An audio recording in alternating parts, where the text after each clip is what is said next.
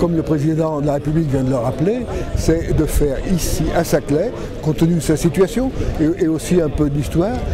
un grand campus de classe mondiale, où on va avoir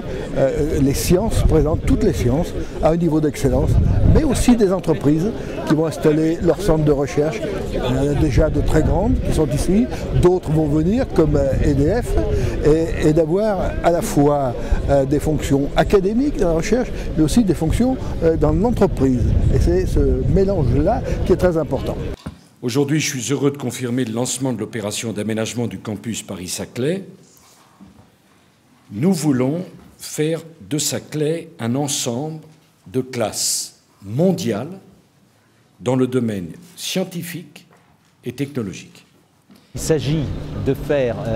de ce campus un des premiers campus scientifiques au monde, un des tout premiers campus scientifiques au monde, ce qui n'est possible que s'il est visible et si il sait s'unir, unir toutes ses forces et non pas les diviser comme ça a été le cas pendant longtemps. Je pense que la construction du plateau de Saclay, c'est véritablement une chance pour les étudiants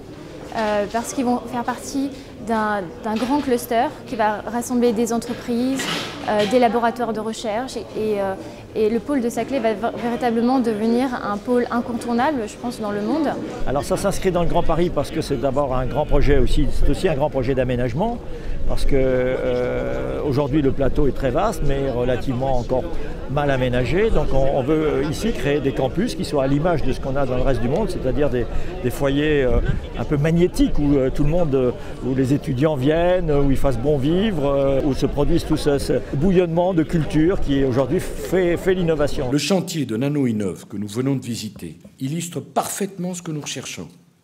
Les équipes du CNRS, du CEA, de Paris Sud, de Polytechnique, de l'Institut Télécom travaillent ensemble. L'installation d'intégration NanoInnov du campus de Saclay qui est sous la responsabilité du CEA avec tout un ensemble de partenaires, les universités, l'école polytechnique, l'Institut Télécom et l'ensemble des entreprises de 4 pôles de compétitivité. L'objectif, c'est de rassembler sur un même site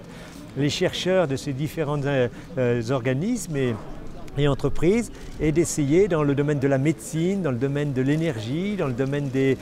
technologies de l'information, de développer de nouveaux matériaux, de les intégrer dans des systèmes, faire la démonstration de ce que l'on peut faire avec